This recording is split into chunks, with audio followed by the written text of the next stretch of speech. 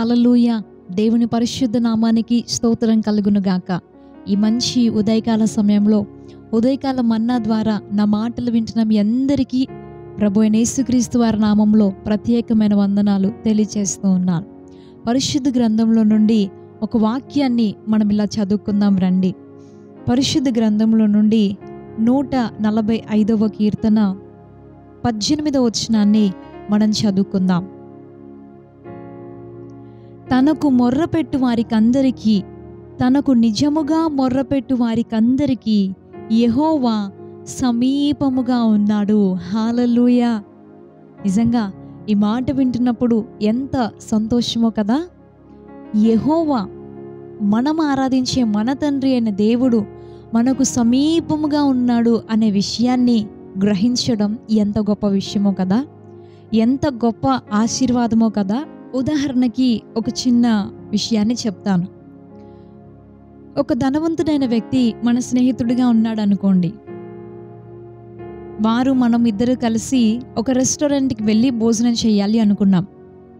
మనం వెళ్తూ ఉన్నప్పుడు కనుక ఆ రిచ్ పర్సన్, నువ్వు ఏది తింటావో తిను, ఎంతైనా సరే బిల్లు నేనే కడతాను అని కనుక అతను మనకి చెప్తే, మనము ఆ రెస్టారెంట్లోకి వెళ్ళిన తర్వాత ఏం ఆర్డర్ చేయాలి అని మెనూ చూసేటప్పుడు ఏది చీప్గా ఉంది అని చూస్తామంటారా? ఎప్పుడు చూడం కదా. మనం ఏం చూస్తామనంటే, ఏది కాస్ట్లీగా ఉంది, ఇప్పటి వరకు నేను ఏది తినలేదు, ఏది నాకు చాలా ఇష్టం, అన్నీ ఆర్డర్ పెట్టేస్తాం. ఎందుకంటే ఎంతైనా సరే బిల్లు కట్టాల్సింది నేను కాదు అని. ఎక్కడి నుండి వచ్చింది ఆ ధైర్యము? ఎందుకు వెనక్కి తిరిగి ఒక్క క్షణం కూడా మనం ఆలోచించలేదనంటే, మనతో ఉన్న వ్యక్తి ధనవంతుడు కాబట్టి. ఈ భూమి మీద ఈరోజు ఉండి రేపు మాయమైపోయే ధనము కలిగిన ఒక వ్యక్తే అంత గొప్పవాడైతే, అతన్ని బట్టే మనకు అంత ధైర్యం ఉంటే, సర్వ సృష్టిని తన నోటి మాటతో చేసి సర్వ ప్రపంచం మీద సర్వాధికారిగా ఉన్న ప్రభు అయిన దేవుడు మనతో కూడా ఉంటే, ఆయన మనకి సమీపంగా ఉన్నాడు అని అంటే, అంతకంటే మించిన ధన్యత, అంతకంటే మించిన ఆశీర్వాదం ఇంకోటి ఉంటుందంటారా? మనం ఆలోచించాల్సిన అవసరమే లేదు. మనము దీవించబడిన వారం అవుతాం, మనం ధన్యులం అవుతాం. దేవుడు ఒక్కడు మన పక్షంగా ఉంటే మన విరోధులు ఎవ్వరూ మన ఎదుట నిలబడలేరు. దేవుడు ఒక్కడు మనతో కూడా మన కాపరిగా ఉంటే మనం ఇంకా దేనికి కొరత లేకుండా, లేమి లేకుండా ఉంటాము అని దేవుని వాక్యం సెలవిస్తుంది. ఎప్పుడూ మనం ప్రార్థన చేసేటప్పుడు కూడా ఎక్కువ అదే అడుగుతాం, దేవా నాతో కూడా ఉండండి, నాతో కూడా రండి, నాకు సమీపంగా ఉండండి, మన ఇద్దరం కలిసి వెళ్ళాలి, మనం చేసే ప్రతి పనిలో కూడా నీ సహాయం నాతో కూడా ఉండాలి అని దేవుణ్ణి ఎప్పుడు అడుగుతూ ఉంటాం. కానీ చాలామంది ప్రజలు ఈ రోజుల్లో తమ్మును తాము చూసుకొని గ్రహించుకోలేని విషయం ఏంటి అనంటే, దేవుడు అసలు మాతో ఉన్నాడా లేదా, నేను దేవుణ్ణి కలిగి ఉన్నానా లేదా, దేవుడు నాకు సమీపంగా ఉన్నాడా లేదా ఆయన నాకు దూరంగా ఉన్నాడా, దేవుని సహాయం నాకుందా, దేవునితో పాటు కలిసి నేను నడవగలుగుతున్నానా అన్న విషయాన్ని ఈ రోజుల్లో ప్రజలు, అలాగే క్రైస్తవులు కూడా చూసుకొని గ్రహించుకోలేకపోవడం అనేది చాలా విచారకరమైన విషయం కాదంటారా? ఇంతకీ అసలు దేవుడు మనకి సమీపంగా ఉన్నాడో లేదో మనకి ఎలా తెలుస్తుంది? దేవుడు ఎవరికి సమీపంగా ఉంటాడు అనంటే, మనం చదువుకున్నాము దావీదు గారు రాసినటువంటి ఈ 145వ కీర్తన 18వ వచనంలో ఆయన అంటున్నారు, తనకు మొర్రపెట్టు వారికి అందరికీ, తనకు నిజముగా మొర్రపెట్టు వారికి అందరికీ యెహోవా సమీపముగా ఉన్నాడు. నిజముగా మొర్రపెట్టే వారికి అనంటే అబద్ధంగా మొర్రపెట్టే వారు కూడా ఉన్నారనే కదా అర్థం. అలాంటి వారు లేకపోతే దావీదు గారు ఈ మాట వాడాల్సిన అవసరం లేదు. అవును, చాలామంది ఈ రోజుల్లో ఎలా ప్రార్థన చేస్తున్నారు అంటే, ఎలా దేవునికి మొరపెడుతున్నారు అని అంటే, అబద్ధంగా మొరపెడుతున్నారు. ప్రభువా మాకు సహాయం చేయి, ప్రభువా మాతో కూడా ఉండు, మమ్మల్ని నడిపించు, మా ముందు నడువు, మాతో కూడా ఉండు, మా ప్రక్కన ఉండు, మా వెనక ఉండు, మమ్మల్ని కాపాడు, ఎన్నో రకరకాల పదాలన్నీ వల్లించి ప్రార్థన చేస్తున్నారు. కానీ నిజంగా హృదయంలో నుండి చేసే ప్రార్థన అనేది కనుమరుగైపోతున్న రోజుల్లో మనం ఉన్నాం కాదంటారా? ఆచారంగా ప్రార్థన చేసుకుంటున్నారు, ఏదో అలవాటుగా ప్రార్థన చేసుకుంటున్నారు, చేయాలి కాబట్టి ప్రార్థన చేస్తున్నారు. బలవంతంగా చేసేవాళ్ళు కొందరు ఉన్నారు, బ్రతిమలాడితే చేసేవారు కొందరు ఉన్నారు. కానీ నిజంగా ఆత్మలో తీవ్రత కలిగి ఆసక్తితో దేవుడు నాతో ఉండాలి, నాకు సమీపంగా ఆయన ఉండాలి, ఆయన లేకపోతే నేను ఏమి చెయ్యలేను అనే ఆసక్తితో ప్రార్థించేవారు ఎంత తక్కువగా ఉన్నారో మనం గమనించగలం. ఈ మాటలు మనం వింటూ ఉన్నప్పుడు మనల్ని మనం ఒకసారి చూసుకుంటే మనం దేవునికి ఎలా ప్రార్థన చేస్తున్నామో, ఎలా మొరపెడుతున్నాం అనే విషయం మనకి బాగా అర్థమవుతుంది. ఏదో ప్రతిరోజు మనము ఎలాగైతే మన శరీరానికి అవసరమైనట్టుగా ఆహారం తింటున్నామో, బ్రష్ చేసుకోవడం ఎలా అయితే మనకు ఒక అలవాటుగా మారిపోయిందో, ప్రార్థన కూడా ఒక అలవాటుగా మారిపోయి చేస్తున్నామా? లేదంటే దేవుడు నాకు కావాలి, ఆయన నాకు సమీపంగా ఉండాలి, ఆయన లేకపోతే నేనేమి చేయలేను, ఆయనకు వేరుగా ఉండి నేనేమి సాధించలేను అని ఆసక్తితో ఆయన అడుగుతున్నామా? మనం ఎలా మొరపెడుతున్నామో మనమే చూసుకోవాలి. పరిశుద్ధ గ్రంథంలో, సామెతల గ్రంథంలో కూడా మరొక మాటను మనం ఇలా చూడగలం.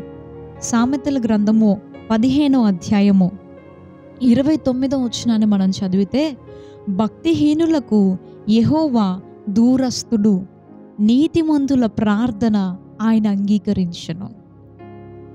దేవుడు ఎవరికి దూరంగా ఉంటాడని ఇక్కడ రాయబడి ఉందంటే, భక్తిహీనులుగా ఎవరైతే ఉంటారో వాళ్ళకి దేవుడు దూరంగా ఉంటాడంట. నీతిమంతులుగా ఉండి ఎవరైతే ప్రార్థన చేస్తారో వారి ప్రార్థన ఆయన అంగీకరిస్తాడు అని దేవుని వాక్యం సెలవిస్తుంది. అవును, మనం ఊరికే మొర్రపెట్టేసి హృదయపూర్వకంగా కాకుండా, నిజంగా మొర్రపెట్టకుండా ఏదో అబద్ధంగా కనుక మనం మొరపెడితే ఆయన మన ప్రార్థన వినడు. 66వ కీర్తన 18వ వచనంలో కూడా దావీదు గారు అంటారు, నా హృదయంలో నేను పాపమును లక్ష్యము చేసిన ఎడల ఆయన నా మనవి వినకపోవును అని. పుట్టుగుడ్డివాడిగా పుట్టి దేవుని చేత స్వస్థత పొందిన వ్యక్తి కూడా అంటూ ఉంటాడు ఏమనంటే, పాపుల మనవి దేవుడు వినడని మనం ఎరుగుదుము అని అంటాడు. నిజమే, మన హృదయంలో పాపం ఉంచుకొని వేషధారణ కలిగి ప్రజలందరికీ మంచి భక్తుల్లాగా కనిపిస్తూ కనుక భక్తిహీనులంగా మన హృదయంలో మనం ఉంటే ఆయన మనకి దూరంగా ఉంటాడు. మనం ఎంత మొర్రపెట్టినా అది నిజంగా మొర్రపెట్టిన దాని లెక్క కింద రాదు. అందుకే ఇక్కడ కూడా సొలొమోను గారు చెబుతున్నారు ఏమని అనంటే, భక్తిహీనులుగా ఎవరైతే ఉంటారో వారికి యెహోవా దూరంగా ఉంటాడు. నీతిమంతులుగా ఉండి హృదయంలో పాపమును లక్ష్యం చేయకుండా దేవుని దృష్టికి యథార్థమైన మనస్సు కలిగి కనుక మనం ప్రార్థన చేస్తే అలాంటి నీతిమంతుల ప్రార్థన ఆయన అంగీకరిస్తాడు. తనకు నిజంగా మొర్రపెట్టి వారికి ఆయన సమీపంగా ఉంటాడు. పరిశుద్ధ గ్రంథంలో మనం చూస్తే యోసేపును మనం గమనించగలం.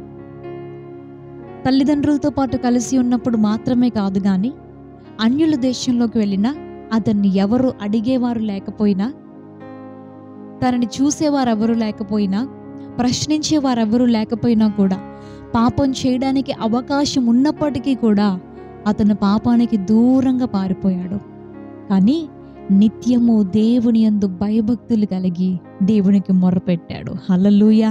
అతను ఎక్కడ అడుగు పెడితే అక్కడ దేవుడు అతనికి తోడుగా ఉన్నాడు అని దేవుని వాక్యంలో మనం చూడగలం.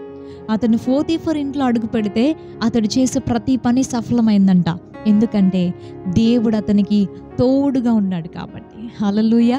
అతను చెరసాలలోనికి వెళ్తే అక్కడ కూడా దేవుడు అతనికి తోడుగా ఉన్నాడు అని పరిశుద్ధ గ్రంథంలో మనం చదవచ్చు.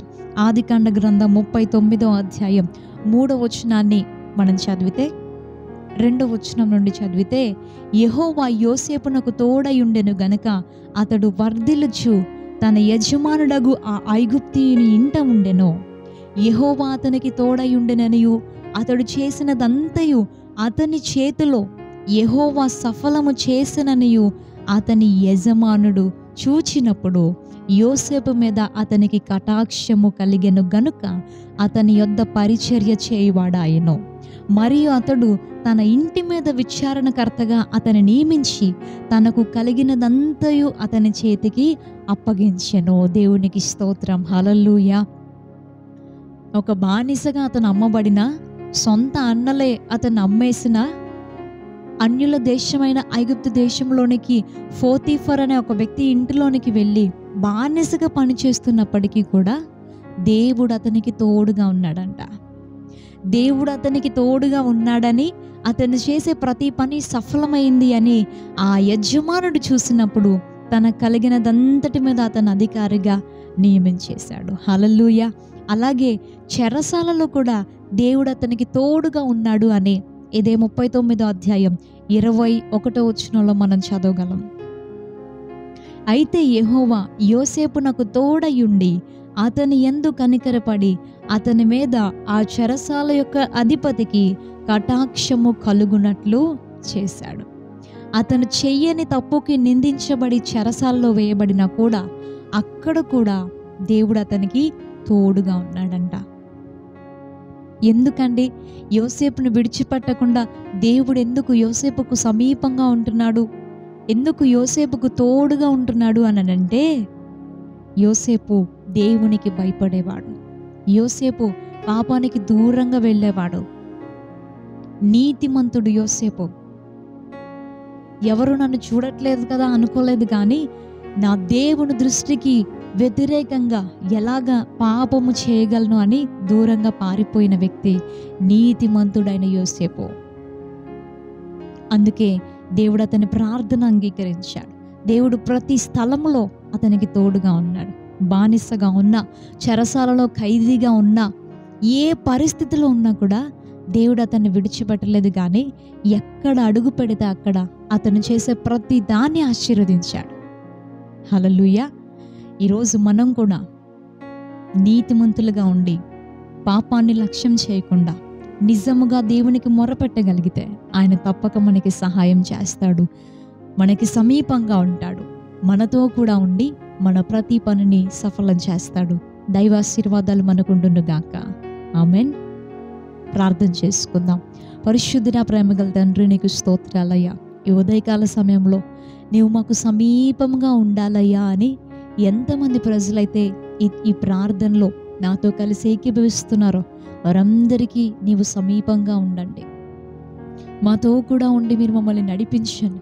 మేము చేయి పనులన్నిటినీ మీరు సఫలపరిచి మాకు సహాయం చేయండి. నీతిమంతులుగా జీవిస్తూ పాపమునికి దూరంగా పారిపోతూ యోసేపులాగా ప్రతి స్థలములో నిన్ను కలిగి నడుచుకునే కృపను మాకు దయచేయండి. యోసేపులాగా మమ్మల్ని అందరినీ మీరు ఆశీర్వదించండి. మేము తలపెట్టే ప్రతి పనిలో కూడా మాకు విజయాన్ని దయచేయమని వేడుకుంటున్నానయ్యా. ఈ ఉదయకాల సమయంలో నీ వాక్యం ద్వారా కలిగే ఆశీర్వాదాలు మా అందరికీ కలుగును గాకని ప్రార్థిస్తూ నజరేయుడు శక్తి కలిగిన యేసు నామములో ఈ ప్రార్థన అడుగుతున్నాం పరమ తండ్రి. Amen, amen. ప్రభువైన యేసుక్రీస్తు వారి నామంలో మరొకసారి మీ అందరికీ వందనాలు తెలియజేస్తున్నాను. రేపు ఉదయకాల సమయం ఇదే సమయానికి ఉదయకాల మన్నాలో మనం కలుసుకుందాం. అంతవరకు దేవుని యొక్క మహాకృప మనందరికీ తోడై ఉండును గాక. May God bless you. Thank you so much. Praise lord.